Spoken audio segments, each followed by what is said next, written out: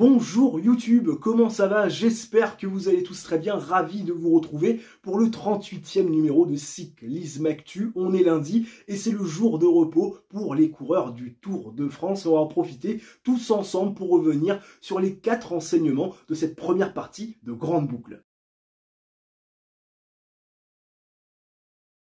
Tadej Pogačar est clairement l'homme fort de ce début de Tour de France. Attaquant insatiable, infatigable, il a testé ses adversaires et ce, dès le départ du Tour de France, en Italie, notamment dans la montée de San Luca où il a tenté de décrocher son plus grand rival, Jonas Vingegaard. Jonas Vingegaard, on le sait, il a été victime d'une préparation un peu tronquée pour cause de blessures dues à une chute sur le Tour du Pays Basque. Tadej Pogačar, on l'a retrouvé attaquant, infatigable dans les dernières hectomètres du col du Galibier où il a dégoûté toute la concurrence, faisant même sauter de sa roue Jonas Vingegaard après cette descente vers Valloire, étape qu'il a bien évidemment remportée. On l'a vu aussi très à son aise sur le contre-la-montre entre Nuit-Saint-Georges et Gevrey-Chambertin, ne concédant qu'une petite dizaine de secondes face à Remco Evenepoel, champion du monde en titre de la discipline, sur un parcours qui pourtant avantageait très clairement le prodige belge. Et puis on l'a encore vu à l'attaque sur l'étape menant à 3 sur ces chemins blancs où il a décroché à de maintes reprises de sa roue un Jonas Vingegaard très souvent limite de rupture. Bref, à quelques dizaines de jours de la fin de ce Tour de France, Tadej Pogačar semble être clairement le favori à la succession du double tenant du titre, le Danois Jonas Vingegaard. Mais Tadej Pogačar, on le sait, il sort du Giro, il a la patte et surtout il a une certaine fraîcheur puisqu'après sa victoire sur le Tour d'Italie, il a décidé de couper. Et cette fraîcheur et ce rythme, bien clairement jouent à son avantage. Mais Tadej Pogačar, après ses nombreuses tentatives, ses attaques et surtout ce rythme effréné, il n'a qu'1 minute 15 d'avance sur le double tenant du titre. Et Jonas Vingegaard, on va pas se le cacher, il s'en sort très bien. Et d'ailleurs, j'ai l'impression que quand on lit les déclarations de Tadej Pogačar, le Danois est en train petit à petit de rentrer dans la tête du Slovène. Et oui, Tadej Pogačar avait déclaré à l'issue de l'étape de 3 hier que la Visma Lease Bike et notamment Jonas Vingegaard ne regardait que sa roue et qu'il serait s'en souvenir dans les prochaines étapes et notamment celle qui arrive en 3e semaine. Oui mais voilà, Tadej Pogačar, il est peut-être en train de se dire j'attaque beaucoup, j'attaque énormément, j'arrive à le mettre dans le dur mais je n'arrive pas à le lâcher irrémédiablement. Et Tadej Pogačar, il doit penser exactement la même chose que moi lors de la première vidéo, à savoir qu'en 3e semaine, il risque d'avoir une forme descendante quand Jonas Vingegaard, lui, va avoir une forme ascendante. Les deux courbes risquent de se croiser et ça doit commencer à faire cogiter un Tadej Pogačar qui, malgré ses attaques, malgré le fait qu'il arrive à décrocher de temps en temps Jonas Vingegaard en étant clairement au-dessus de lui, et bien pour l'instant, il n'a pas ce pécule suffisant puisque 1 minute 15 avant la 3e semaine, ça serait très clairement une avance vraiment très infime et même s'il montait à 2 ou 3 minutes, Tadej Pogačar ne serait pas forcément gagnant. Un Tadej Pogačar au-dessus du lot, peut-être une jambe au-dessus de la concurrence, mais ça ne risque pas de durer. Et ce qui est sûr, c'est qu'il commence peut-être à cogiter, en témoignent ses dernières déclarations sur son principal rival. Remco Evenepoel est clairement lui aussi l'un des grands acteurs de ce début de Tour de France. Remco Evenepoel qu'on a vu lorsqu'il a été capable de se faire violence dans la descente de Valloire, lui qui n'est pas très à l'aise dans cet exercice, lui qui aussi a été capable de remporter le contre-la-montre entre Nuit-Saint-Georges et Gevrey-Chambertin, lui le champion du monde en titre de la discipline, reprenant 12 secondes à Tadej Pogačar et une trentaine de secondes à Primož Roglič et à Jonas Vingegaard. On l'a vu aussi très insistant et surtout très remuant lors de l'étape des chemins blancs hier à 3. Un Remco Evenepoel un petit peu dans le même délire que Tadej Pogačar. D'ailleurs, il n'a pas hésité à shooter sur un Jonas Vingegaard qui n'avait pas voulu collaborer puisque oui, l'ami Remco Evenepoel a balancé un « il n'a pas de couilles ». Soit à quoi bien sûr Jonas Vingegaard a répondu « on court différemment, moi je cours intelligemment ». Et Remco Evenepoel, on va pas se le cacher, lui aussi, tout comme Tadej Pogačar, il veut mettre à profit ces 2 premières semaines pour creuser l'écart. Alors bien évidemment, ils n'ont pas le même objectif. Remco Evenepoel, lui, vise le podium, alors que Tadej Pogačar, lui, vise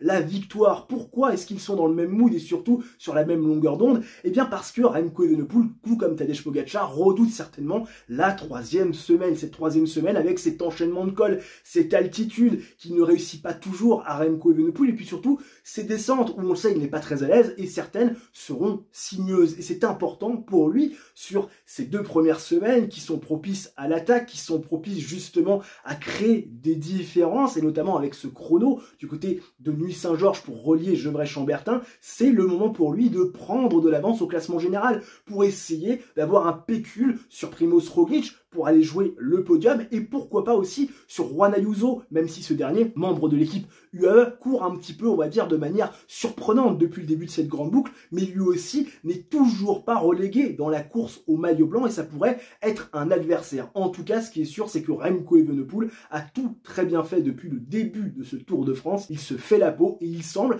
être à un niveau qui se rapproche de celui de Pogačar. On peut dire qu'il est dans un entre-deux, au-dessus de Vingegaard et de Roglic, et un petit peu en dessous d'un Pogačar, et ça c'est tout bon pour la suite, en vue bien évidemment des prochaines échéances.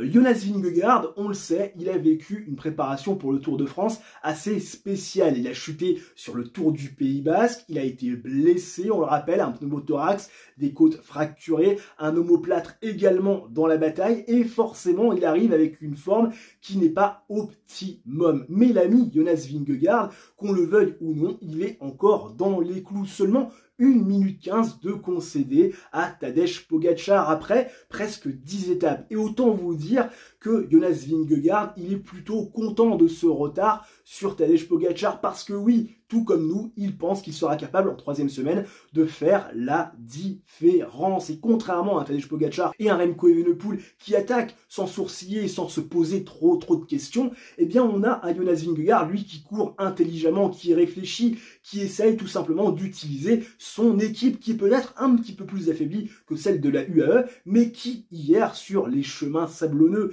et bien sûr blancs menant à 3, l'ont bien aidé. Parce que oui, sans son équipe, Jonas Vingegaard, hier, il aurait pris une valise et aurait certainement perdu le Tour de France. À Jonas Vingegaard qui en agace plus d'un, Remco Evenepoel et Tadej Pogačar, et petit à petit il est en train de leur manger le cerveau. En tout cas, c'est très clairement ce que je crois. Jonas Vingegaard qui me semble monter en puissance, on le voit, il est capable, même s'il éprouve certaines difficultés, de rester dans les roues, même si limite de rupture. On l'a vu après cette étape du Galibier menant, on le rappelle, jusqu'à Valloire dans la descente, être capable de limiter la casse. On l'a vu sur un chrono capable également d'être à une trentaine de secondes d'un Remco Evenepoel, synonyme qu'il a quand même une bonne patte malgré le fait qu'il ne soit pas à 100%. Moi, à titre personnel, j'aurais tablé plus sur 1 minute de retard après ce chrono entre Nuit Saint-Georges et Gevrey-Chambertin. Il n'en sera rien. Jonas Vingegaard qui est à 1 minute 15 de Tadej Pogačar à l'aube de cette 2e semaine et surtout de cette 3e semaine qui fait peur à tout le monde et qui semble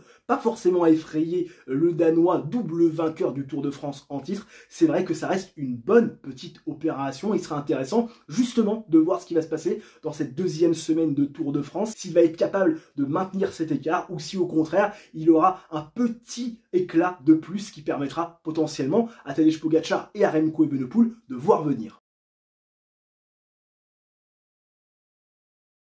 Primoz Roglic est clairement le coureur sur lequel on a le plus de mal à se prononcer. Primoz Roglic, on le sait, il n'était pas vraiment dans les bons coups. On l'a vu, pas forcément dans les roues lors de l'attaque de Tadej Pogačar sur les pentes de San Luca en Italie. On ne l'a pas vu capable non plus de se dresser sur les pédales pour aller chercher un Jonas Vingegaard ou un Tadej Pogačar quand le vainqueur du Tour de France 2020 et 2021 a décidé de se dresser sur les pédales et de mettre un énorme pétard. Un Primoz Roglic qui, on le rappelle, sur les chemins blancs, lui aussi a été en délicatesse, peut-être soucieux de ne pas perdre trop de temps, peut-être effrayé par une éventuelle crevaison ou une éventuelle chute qui pourrait être synonyme d'abandon et donc forcément de ne pas gagner le Tour de France. Et puis on a vu un Primoz Roglic sur le contre-la-montre entre Nuit Saint-Georges et Gevrey-Chambertin être quand même plutôt à son aise, seulement 30 secondes de concédé sur un Remco Evenepoel qui clairement voyait en ce parcours de 25 km 300 répondre totalement à ses caractéristiques. Et je vais pas vous le cacher,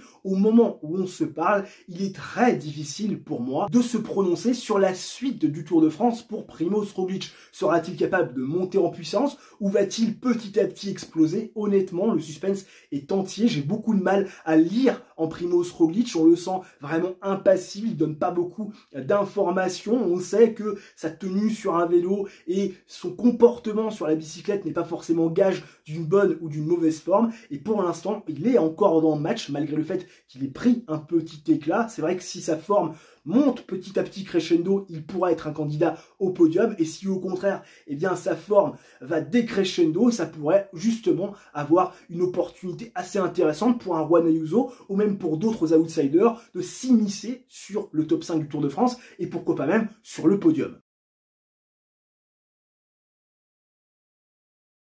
La fête est belle et la fête continue. Après Romain Bardet, Kevin Vauquelin, voici désormais Anthony Turgis, pensionnaire de l'équipe Total Énergie, dirigée bien évidemment par le charismatique Jean-René Bernaudot, qui nous a fait vivre un Tour de France absolument extraordinaire en 2011, même aussi en 2012, on va pas se le cacher, il y avait des victoires d'étape avec Pierre Roland, il y avait le maillot à pois de l'ami Thomas Vauclair, qui est aujourd'hui sur la moto de France Télévisions, bref, la belle époque. Eh bien, cette époque, on s'en souvient, c'est un bon souvenir, après la victoire d'Anthony Turgis sur cette étape, menant à 3, cette étape des chemins blancs, il n'a pas forcément été le plus fort, ni même forcément celui qui était à l'initiative de toutes les attaques, mais il a été le plus malin, il a su profiter du travail de ses compagnons d'échapper, il a su résister aussi aux assauts multipliés de Remco Evenepoel, de Tadej Pogačar qui avaient des fourmis dans les jambes pour aller régler tout ce petit monde au sprint, et il y avait du beau monde, notamment Thomas Pidcock, qui, on le rappelle, a une très belle pointe de vitesse et qui est capable, après des étapes difficiles,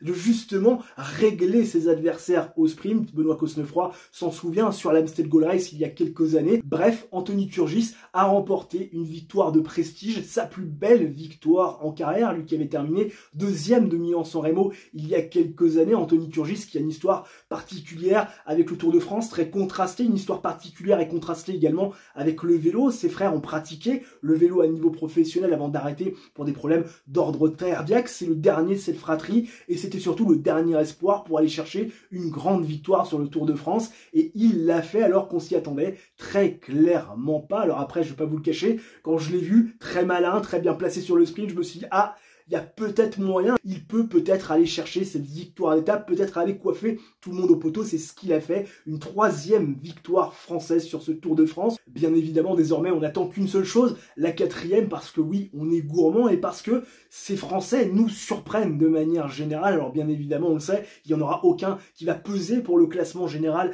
de ce Tour de France. On le sait, aucun coureur n'est capable à la pédale d'aller chercher un top 10, mais ce qui est sûr, c'est qu'il y a encore de belles opportunités sur des étapes accidentées, sur des étapes de baroudeurs, notamment sur cette semaine qui arrive, peut-être un peu moins en 3e semaine, parce que les leaders et les gros calibres comme Pogačar, Vingegaard, Evenepoel, Roglic, peut-être même Ayuso, dans une moindre mesure, voudront aussi leur part du gâteau, mais ce qui est sûr, c'est qu'il y a des possibilités sur cette 2e semaine d'aller chercher des victoires d'étape, et peut-être en 3e semaine, si Pogačar leur laisse un petit peu de champ, éventuellement d'aller chercher ce maillot blanc à pois rouge détenu pour l'instant par le Norvégien Abrahamsen, inusable, qui est de toutes les batailles et qui est de tous les coups à l'avant. Le garçon, je pense qu'il était au frigo aujourd'hui pour véritablement refaire du jus et surtout eh bien, repartir en vue de cette 2e semaine qui s'annonce encore une fois très épicée. Je vous invite bien évidemment dans les commentaires à me faire part de ce que vous avez pensé de ce début de Tour de France, me faire part également de ce que vous avez pensé des points qu'on a abordés. Je me ferai un plaisir de lire vos avis, j'aime les débats, voir débattre me fait forcément très plaisir dans l'espace